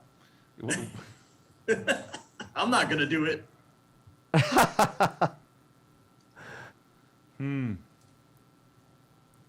Okay. Yeah. I can't do it. Todd has to do it. Todd, it's your pick. Say it. Don't be shy, man. We all stuck our necks out with our predictions. Come on. Yeah. I'm pulling mine up here. Hold on a second here. Okay. Yeah, show your. There we go. Okay. I am picking Connor Daly to win the entire series. To be the series champion. What do you think of that? And maybe he'll even win. Maybe he'll even win the Indy 500. Now that's pretty bold because he hasn't won a race, so that's pretty bold prediction. Oh, you're right. He's a good guy though. Connor Daly's a great guy. I've met him. I met his mom. His mom's married to the president of the Indianapolis Motor Speedway. Good people. Good people. On to F1, your favorite sport. One of my favorite sports. Not my favorite, but one of them. What do you think for next year? Who wins? Wow, next year is going to be exciting because, of course, we have this regulations changes with the cars. So the engines won't change, but the cars will. Now, they've removed a lot of the extra aerodynamic devices on the car so that they're a lot cleaner. And previously, for example, in this past year, if you got 3 car lengths behind a car, you're losing 35% of your downforce. And when you got 1 car length behind the car in front of you, you're losing 47% of your downforce, which meant as soon as you got about a car length behind another car, you're like dead in the water. You can't go no further. You can't pass the car. You can't get up any closer to the car. To eliminate that, they've removed all this extra aerodynamic pieces that were part of the car. It's a lot cleaner. And then they have 18-inch wheels being introduced where they had 13-inch wheels for years now. So it's going to be a lot of difference in the cars. The wheels are going to go 5 inches bigger? Yeah. Yeah. Why? All this is designed to make the racing closer, and there's going to be more passing allegedly. They've done the aerodynamic work in the wind tunnel. It remains to be seen. This is all projections that they have, but they had to do something. It's been stagnant for quite a while, and it is true. Like if you're not Hamilton or Verstappen, you can't really pass anybody. These other guys are kind of just stuck. Some of the back markers could pass each other here and there, but it's pretty much been pretty boring. Let's face it. I mean, unless you like Hamilton or Verstappen, it's been pretty boring. There's not a lot of action up front. I mean, these guys take off, and then it's, the other 15, 16 guys behind them are left to fend for themselves, and it's just not exciting at all. So it's looking like if it comes out to their projections, it will be a lot more exciting next year. So we'll see. What about Ferrari? What about Ferrari? Oh man, I just hope they can come back. I mean, see, this gives all the other teams hope, is what it does. The engines won't change, but I mean, this gives you hope. If you couldn't pass cars, if you didn't have a good car the last couple of years, this gives you hope that you might be able to do something like McLaren, Ferrari. There's McLaren and Ferrari fans all over the world that have been dying for some, just give them a crumb off the table, And now if this works out, hopefully they can be in the mix. I mean, everybody wants to see that. You want to see 3 or 4 manufacturers fighting for the championship is what you want to see inevitably. And that's what the leaders in Formula One and the powers to be that run it, they want to see that too. They want more exciting racing. And I think the fans do too. So, hopefully that's what we'll get. We'll see. I mean, I'm looking forward to it because it can't get any worse. Hey, Randy, I appreciate you being here in Vegas. You've been here with me for a while. What do you think so far? Oh, man, I love it. It's just, I swear every day, and I've told you this privately, and I'll tell you publicly that every day I thank God for my life now. I'm so happy I left California, and ever since I've been here, I just fell in love with Nevada instantly. I mean, when I see the sun set over the mountains at night, and I mean, I love it, man. I couldn't be happier, and I'm never going back to California, I can tell you that. And I think the future is bright. And, I was telling you something the other day. I don't know if you know this, or I know Jason doesn't know, but my friend was telling me, Chris, that he watches the show. He goes, tell Todd I watched the show. And he says he likes the show, but he says, I don't know what the hell they're talking about. And I told him the same thing. It's like, I hear you and Jason, you guys are so brilliant, dude. And all the trading you do and all the deals you do and the Bitcoin, it's incredible. I'm just so honored and privileged to be in your guys' presence. And I don't understand either. I watch every day, and I still don't understand what you guys are doing. But I'm just lucky to be along for the ride with you guys. And thank you so much. Appreciate it, buddy. Yeah. Hey, Jason, I wanted to wrap up the show with you talking about you've been here with me for a year. We did the show together. We started it in February, the end of February. We're on the 169th episode. We're actually investing in the show. We're going to have better graphics. We're going to have a producer that pre-proves the stuff and in the coming months ahead. But I wondered, what do you think about what we've done the last year? What are your thoughts on 2021? Yeah, I think it's been great. I mean, we even tried to do the Risk On Sports show for some time. I mean, we were beyond redlined. Our day jobs, people forget, we have day jobs that have, massive demand. Yours even, much more than mine, obviously. But I think we stayed pretty consistent. Oftentimes there were days where we just couldn't do any research, didn't really know what was going on from a current event standpoint or, geopolitical or anything that could affect the markets. But I think it's really, really great that we're able to do this. A lot of companies just don't have the time or, the people to be convicted to coming out here and just providing insight and, just our opinions and stuff like that, answering questions for people that tune in. We really appreciate people that have tuned in, and we look forward to 2022. Like you said, we're investing in the show. Hopefully we'll have someone that will be able to prepare us with nutrients and stuff for the show, that we're not, scrambling around to grab all the different, details of what's going on in the world. Yeah, really thank you for having me on the team, and we look forward to sticking to our business plan for 2022, providing updates bi-monthly for BitNile, and also doing what we can as a team to provide as much shareholder value as possible. And thank you. Hey, if you're a shareholder of BitNile, look for the update on Bitcoin mining on January 3rd, because that's the first business day of the month. I'm frustrated. I got to admit, I really do want to explain to people why I think we're creating value here. The market is not rewarding us for that. We raised $200 million this year at an average price of $3.81. The stock closed, I believe, about $1.20. It makes absolutely no sense to me. Maybe it makes sense to other people that are smarter than me. And for that, I'm going to say I'm frustrated. But I also remind myself of something and I'm not saying that I'm Amazon, for Christ's sake. Please, I'll start that off ahead of time. But hold on a second.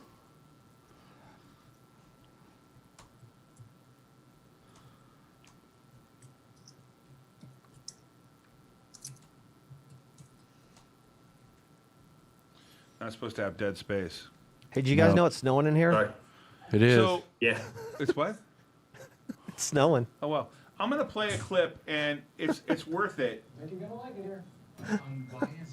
Give me a second. I'm not saying we're Amazon, so just don't think I'm saying that. But I'm trying to give you some perspective. Can you play this, please? You to sell things more than books. After books, we started selling music, and then we started selling videos. And then I got smart, and I emailed 1,000 randomly selected customers and asked them, besides the things we sell today, what would you like to see us sell? And that answer came back incredibly long-tailed. The way they answered the question was with whatever they were looking for at that moment. So like I remember one of the answers was, I wish you sold windshield wiper blades because I really need windshield wiper blades. And I thought to myself, we can sell anything this way. And then we launched electronics and toys and many other categories over time. And the vision became, because you read the original business plan, it's just books. Your stock at one point, I think, went to $100, but then it went down to $6 or something like that. This is the important part. At the peak of the internet bubble, our stock peaked somewhere around $113. Okay. And then after the internet bubble, busted open, our stock went down to $6. It went from 113 to 6 in less than a year. So my annual shareholder that year starts with a one-word sentence, and that one-word sentence is the word ouch. So most of those internet companies of the dot-com era are out of business. Yeah. You survived. What was that made you to survive, and virtually the rest of them are gone? That whole period is very interesting because the stock is not the company, and the company is not the stock. And so as I watched the stock fall from 113 to 6, I was also watching all of our internal business metrics, number of customers, profit per unit, everything you can imagine, defects, etc. Every single thing about the business was getting better and fast. And so as the stock price was going the wrong way, everything inside the company was going the right way. And we didn't need to go back to the capital markets. We didn't need more money. The only reason, a financial bust like the internet bubble bursting makes it really hard to raise money. But, we already had the money we needed. So we just needed to continue to progress. Well, Wall Street kept saying, well, Amazon's not making any money. They're just getting customers. Where's the profits? Where are the profits? And Wall Street kept beating you up on that. And your response was, I don't really care what you think? Amazon was, people always accused us of selling dollar bills for 90 cents. And said, look, anybody can do that and grow revenues. That's not what we were doing. We always had positive gross margins. It's a fixed cost business. And so what I could see is that from the internal metrics is that at a certain volume level, we would cover our fixed costs and the company would be profitable. So I appreciate that, and I wanted to play that because I wanted people to understand that I keep saying the metrics that I see internally. Oh, sorry about that. Hold on a second. Hold on. The matrix that I see internally, the numbers I see are more installed miners, better power cost, control of our data center. We bought that data center for $4 million. A lender owner, a balance sheet that's stronger. Up until today, virtually no debt. We took on some debt, but relative to the size of our balance sheet, doesn't bother me. It bothered everyone else today. I really want people to understand that this is the conundrum of the market sometimes. Mm-hmm. Now, I want to be clear. I bought more stock today. Now, I enter a blackout period on January 3rd because the year ends, and so I will not be able to be in the market because of the blackout period. Mm-hmm. But I did buy more today. I'll file a Form 4 on Monday. I bought more for the hedge fund, which I think at this point has 6,350,000 shares in the hedge fund. I think we own close to 11% or something. That's good. I don't know. I don't know exact numbers, but I'll make sure that they're all published. You Joe, are handling the mining business. I am. What do you see in terms of, because I looked at what Jeff said, and he's like, we're a fixed cost business. We largely have a fixed cost, right? We have to pay for the power, which is a long-term power agreement. Right. We have to pay for the building, which we already did. Correct. We have to pay for an installation. We have to keep the miners running because they can break. But that is the fixed cost, right? Yeah. But once those miners are installed, then it's subject to the margin of what Bitcoin is, right? It is. Right. Jason, so in one degree, when you keep minting those freshly minted Bitcoin, you effectively have a fixed cost business subject to whatever the input is of the actual cost of Bitcoin, where our power's fixed, our price of our building's fixed. We've already bought the miners, so you can see what I'm talking about in terms of future cash flow, right? Our one concern is the future price of Bitcoin, right? Yeah, I mean, that's one concern, the difficulty, obviously. How many exahash are going to be brought on board in addition to what's currently on board for 2022? But like you said, like everything's fixed cost, human capital, we own the building, we have professionals in place that can deploy the miners in a timely fashion. We have logistics in place. I have a great relationship with a logistics company that brings our precious cargo in a timely fashion, very transparent. We have everything in place to keep deploying and executing our model or our plan of deploying 20,600 miners by the year end of 2022. So Jason, it just takes time. Jason, your thoughts on lending? Do you think small companies, say market caps of say 50 million to 250, 300 million, will still have to borrow money? Oh, absolutely. Okay, so the lender would have a margin there, and then. Jason, your thoughts on real estate? I mean, are people ever going to go back to staying at a hotel? Because I know we underwrote that hotel to 50%, 2% occupancy. I mean, do you think people are going to stay at a Hilton or a Marriott anymore? Well, I can tell you this from personal experience. I just drove 2,350 miles and I stayed in a couple of hotels and they were packed. So I think we're safe there. Right. And do you think people are going to need power supplies for their stuff they make there? Because obviously, Turn on Green Digital Power makes power supplies.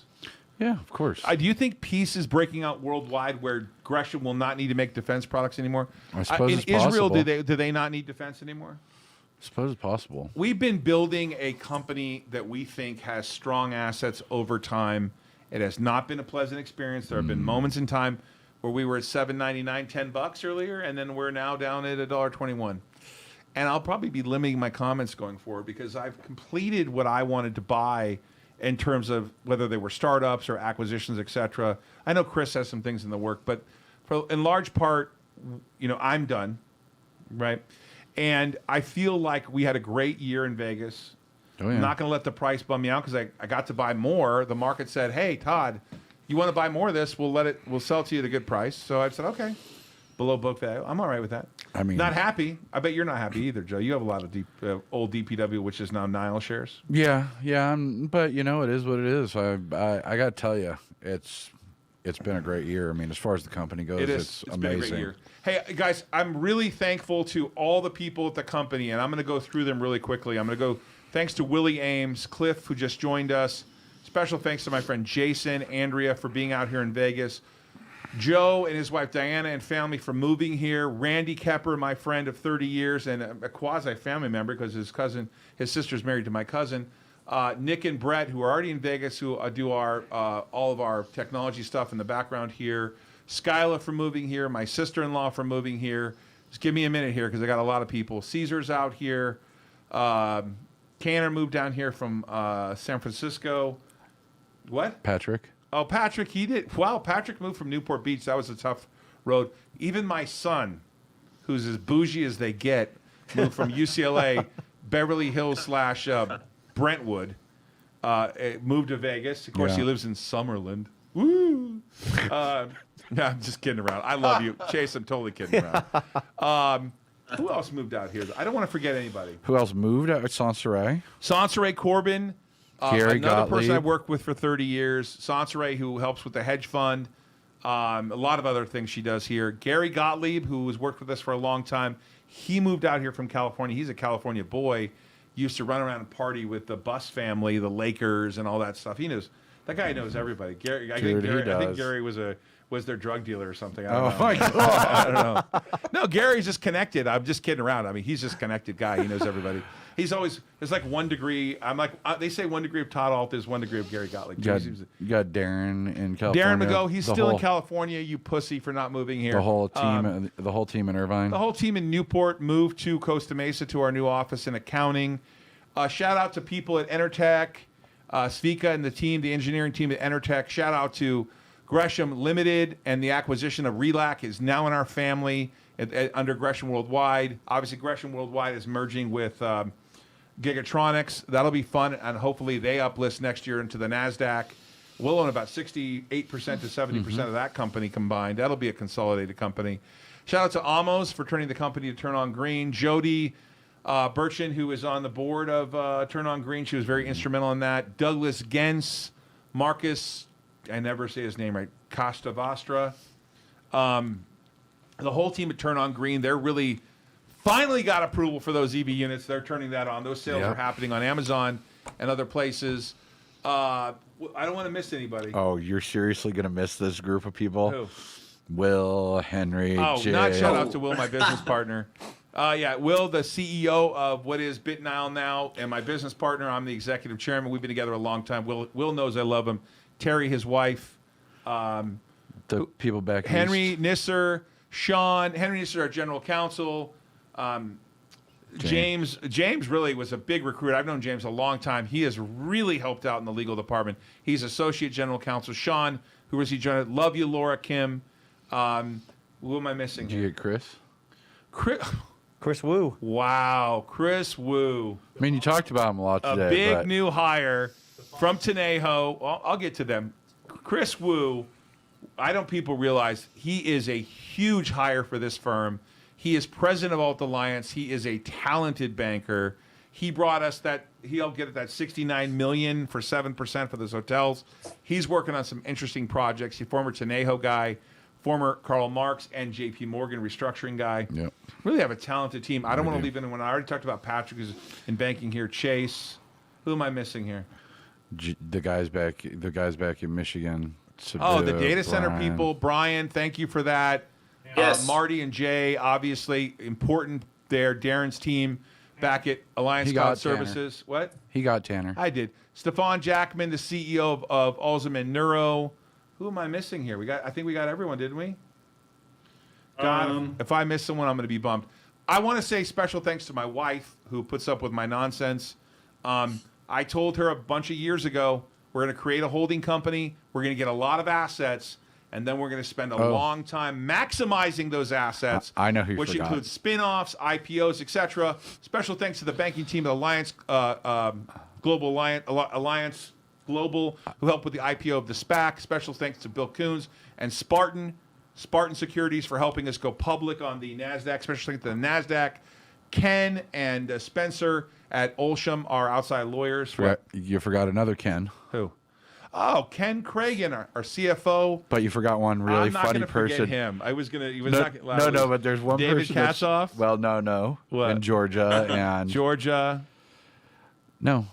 What? Can you guess one person that's on the show that you forgot to actually say that person's name? On the show, Skyla? Yeah. No, I said thanks. I told her thank you for moving here. I thank Skyla. I don't think you did. Oh my God! If I missed somebody, it wasn't on purpose. David Katzoff, who has been instrumental in helping me organize the company, for sure. Amos Khan, the CEO of Turn On Green. Already got him. I know. Got a couple. We're missing a couple more. Who are we missing? Well, first of all, I would like to thank Dr. Frank Albo for sure. All of his assistance has been tremendous. Really appreciate that. Dr. Frank, people in the behind the scenes, people don't understand Dr. Frank. You can see a video of him and I. This guy is the king of Bitcoin, by the way. Mm-hmm. Let's go. I want to thank the shareholders, current shareholders, and everything investors. And I also would like to thank W.M. McLean, Bumpy Buster, Boilermaker. Boilermaker Bumpy, Rip and Dip Trader. It's good to be the king. There's a lot of those guys out there. You know who you are that are commenting that have been your supporters. Dave Domitian. There's a lot of people out there that are supporters that we really appreciate it. Yeah. Who am I missing? Hey, it's been a great year, guys. I'm bummed. I don't want to hang up because I know there are people out there I'm not thanking. Did you forget about Lucky? Lucky the dog. Shout out to Lucky. Guys have got to listen to me. I got to say special thanks to my wife, Christy, who literally has... I want to tell you guys a story, and I'm going to hang up, okay? We're going to close today. Many years ago when we were broke, when things went bad, 2008, 2009, my wife said to me one thing. She's only complained one time. Actually, I can think of two complaints, but this is the main one. One time she said, it'd be nice if we paid our rent on time. This is 2008, 2009, before I had some real trouble. And I have never missed a rent payment. Of course, we bought houses since then. The only time we ever missed a rent payment was when she forgot to pay it. Now, of course, we own a house. But this is a person who's been with me for 2 decades, who's never, ever complains. I told her that there'll be days where we're broke, some days when we're rich, but it'll be a fun journey. We're not even close to being done. We are not even close. If you're a shareholder of Nile and a future shareholder of Ault Alliance, or if you're a private shareholder of Ault & Company, or you want to own real estate with us, we are just getting started. Yep. Those of you who predicted my death, the death of the company, I remember you a few years ago when you said we were going to go bankrupt. Yeah. I don't know if I need to say anything about that. You don't. Yeah. Listen, we appreciate all those people who participated in the SPAC IPO. Lots of bankers at Spartan. Bill Coons really helped us a lot. John Lowry, all the people involved in the IPO of Alzheimer. Lynn, who's our CFO of Alzheimer, she's there. David Kassoff, you are a utility guy. This guy gets the utility man of the world. David Kassoff is a utility player, man. This guy is a key mover and shaker. Yep. I do want to say special thanks to Frank Alba, and I hope he knows that. Brad Lee, without you, buddy, we wouldn't have this office. Thank you so much to Brad Lee and his staff. Who am I missing out there? I'm sure we're missing people. Hey, Grant Cardone. Grant Cardone, I gotta say thank you to you. You've been helpful. Cliff. Thanks to Cliff. I thank Cliff already. Cliff and Willie got the first Willie thank you. Ames is a big, important component of this whole thing. Hey, all the editors behind the scenes with Willie Ames, Dr. Karen, who's doing that new show on Netflix or Amazon or whatever we're doing there. Who's that? Is that? No, we didn't. Forget Cliff. I've already said his name 3 times, Roland. We forgot Eamon. Eamon, I enjoyed the trip to Dubai. Eamon was with us for 7 days in Dubai, left, and never came back here. I've never seen him again. We haven't seen him. Special thanks to the staff at Lightspeed. I already said our lawyer, Rob Valinsky, my outside litigator, Arash Sherdell. We have a big staff now. Oh, yeah. Special thanks to Josh Caspi, Steve Caspi, who's always been supportive. Oh, God. Caspi Development. I know who you forgot. Who else? Phil. Hey, Phil Mansour, the CEO of MTIX. You know the funny part about it? It's a sleeper. MTIX is doing the things we talked about. It took a lot more than we thought. It was a lot more painful, but MTIX is still out there. Special thanks to Phil Mansour, his initial leadership for Alzheimer before it went public. He's been very supportive. Will Horn, my business partner, I've said that 100 times. He knows how I feel about him. Henry Nisser, our general counsel, he's on the executive committee. Thank you, Henry. James, Laura. I don't want to miss anybody. I'm going to be pissed. Hey, with the new banker we hired, John, thank you for joining the team. He's just recently got here. He helped us with the acquisition of the mayors. Hey, Congressman Aaron Schock, one of the youngest congressmen ever elected. We are now partners in that property in St. Petersburg. Josh, thank you so much to Josh Haywood. Who am I missing? I got one more. Who? I got one more. I want to give a shout out and a thank you for just staying patient with us. iNet Supply, Don and Don, the Donies. The Donies. Hey, guys, buy stuff on iNet Supply. They get great deals, by the way, and I don't get paid to say that. iNet Supply, for sure. Douglas Gantz has really changed the way the websites look. I love Douglas. Who else are we missing, Randy? I don't want to miss anybody. I think you guys covered it. I'll be so pissed if I miss somebody. I'm pretty Did you sure say Brett and Nick? Yep. I said Brett and Nick. Okay, I just want to make sure. The Wonder Twins. Activate. Activate. Hey, guys, this is Risk On. This is the 169th episode of what may be the greatest show about risk ever. And really, I think we let you down. I don't think we talk enough about risk. We got too much into BitNile. We're going to limit our conversation for some of our internal holdings next year to maybe 1 or 2 days a week. We're going to focus on some outside opportunities. We got real estate coming up. We got the spinoff of Ault Alliance if it gets approved. We have a potential uplist of Gresham if that merger gets voted on, which is great. Gresham will finally be a public company, which as we talked about. Turn on Green, finally moving those EV units. Let's go, Elon Musk. Let's go, EV. Let's go, Brandon. I mean, Joe Biden. Sorry. That wasn't nice, was it? No, it was fine. All right.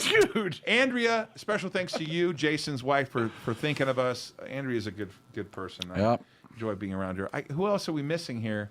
Hey, special thanks to my kids, Enzo, Asia, Miranda, and Chase, for putting up with their dad.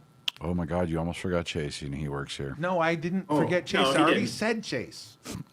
I know. I just wanted to. What is wrong with you guys? I just wanted that to be on a clip. Like you. There's a lot of shareholders. The shareholders of Nile, formerly DPW, Alt Global Holdings. Oh, I know. Special thanks to you guys putting up with that price, because I got to be honest with you, I'm just as frustrated as you are.